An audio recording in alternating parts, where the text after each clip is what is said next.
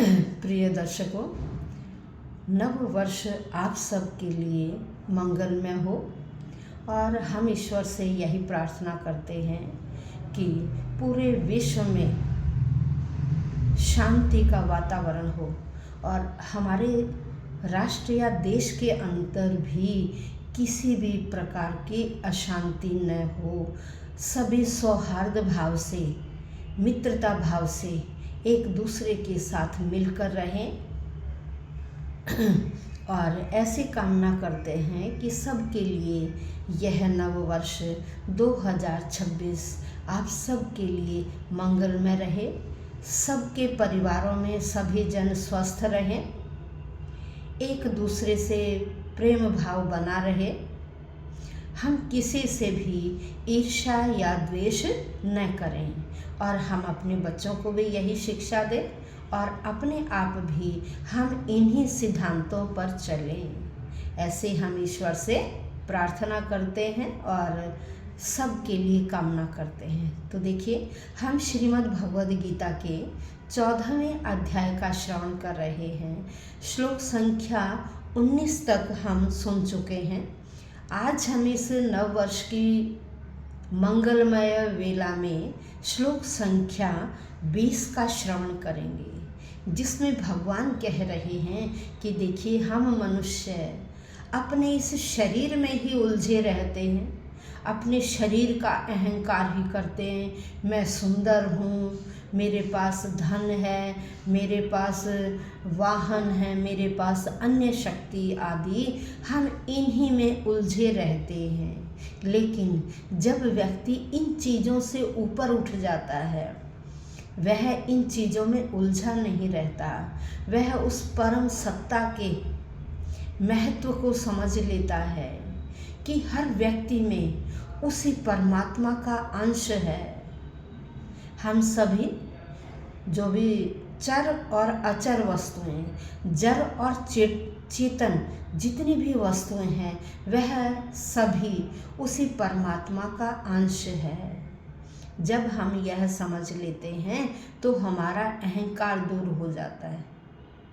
जिस प्रकार का व्यक्ति को अहंकार रहता है, रूप का अहंकार रहता है, धन का अहंकार रहता है, वाहन भूमि भवन आदि का अहंकार रहता है, जब ईश्वर के हम स्वरूप को समझ जाते हैं तो हमारा यह सारा अहंकार दूर हो जाता है और हम अध्यात्म की तरफ, इस शरीर में रहते हुए ही हमारा ध्यान किस तरफ चला जाता है? अध्यात्म की तरफ, उस परम पिता परमेश्वर की तरफ हमारा ध्यान चला जाता है।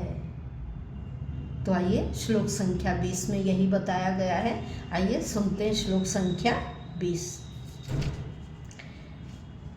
गुणानेतान तीत्य त्रीन देहि देह समुद्भवान जन्म मृत्यु जरा दुखैर विमुक्तो मृतम श्नुते।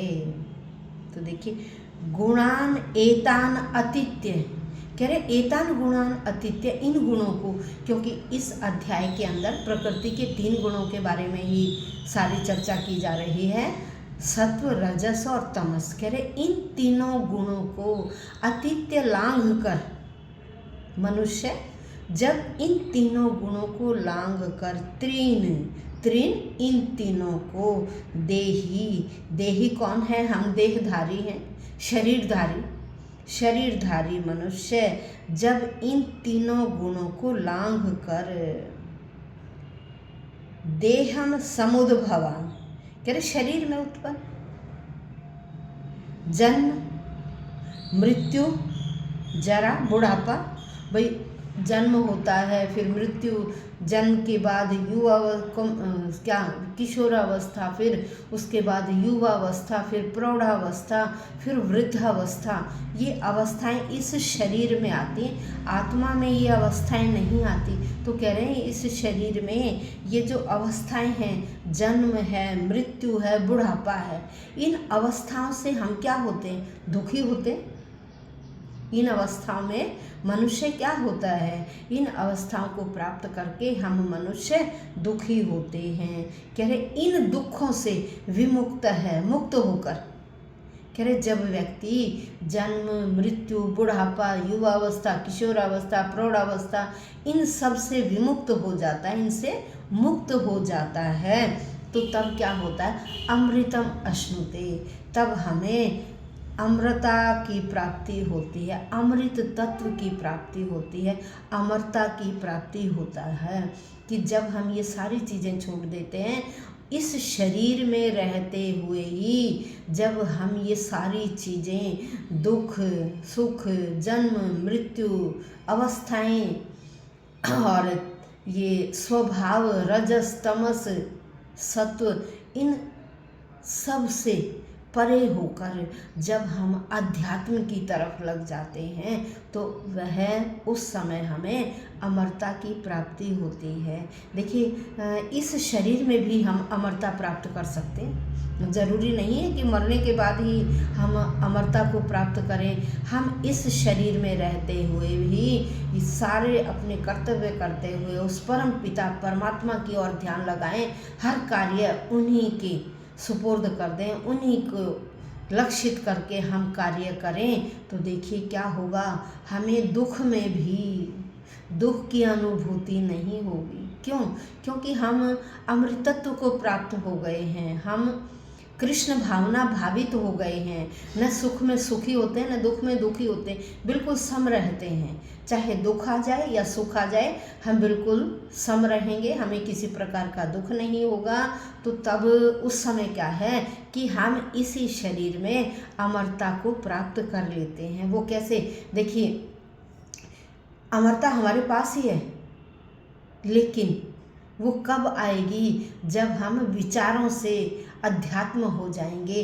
जैसे देखिए शरीर को भूख लगती है, भोजन और पानी तो हमारे सामने ही है, और उनको खाने से क्या है, फिर हमारी भूख मिट जाती है।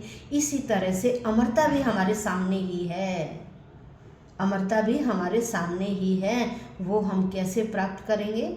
जैसे अन्न और जल को खाकर भूख मिट जाती है, उसी प्रकार से सारे कर्तव्य करते हुए ही अध्यात्म की तरफ जब हम लग जाते हैं या निष्काम भाव से कर्म करते हैं, तो वह हम अमरता प्रदान कर लेते हैं। उस समय हमें अमरता प्रदान हो जाती है, तो तब हम क्या हो जाते हैं? अमर हो जाते हैं। ज़रूरी नहीं है कि मरने के बाद ही अमर हों, हमें जीवित रहते हुए भी अमरता प्राप्त हो जाती है। तो ऐसा भगवान ने ये बताया। अब इन तीनों गुणों का जो विशेष वर्णन है ना, वो हम 18वें अध्याय में सुनेंगे, जहाँ भगवान इन तीनों गुणों के बारे में, कि जब व्यक्ति इन सब से रहित, इन मोह माया से दूर हो जाता है, तो उस समय वो केवल और केवल भक्ति भाव में लीन हो जाता है। जब वो भक्ति भाव में लीन हो जाता है, तो उस समय हमें अमरता प्राप्त हो जाती है। वो हम 18वें अध्याय में सुनेंगे।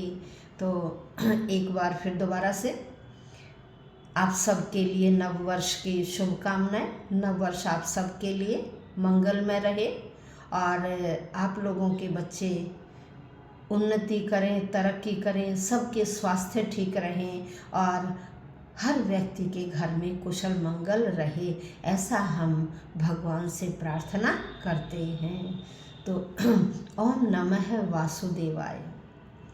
देखिए वीडियो को लाइक कीजिए, शेयर कीजिए। यदि सब्सक्राइब नहीं किया है तो सब्सक्राइब अवश्य कर लें, ताकि आपके पास नई वीडियो का नोटिफिकेशन पहुंचता रहे और आप श्रीमद् भगवद गीता के रस के पान से वंचित न रह सकें। ओम नमः भगवतो वासुदेवाय।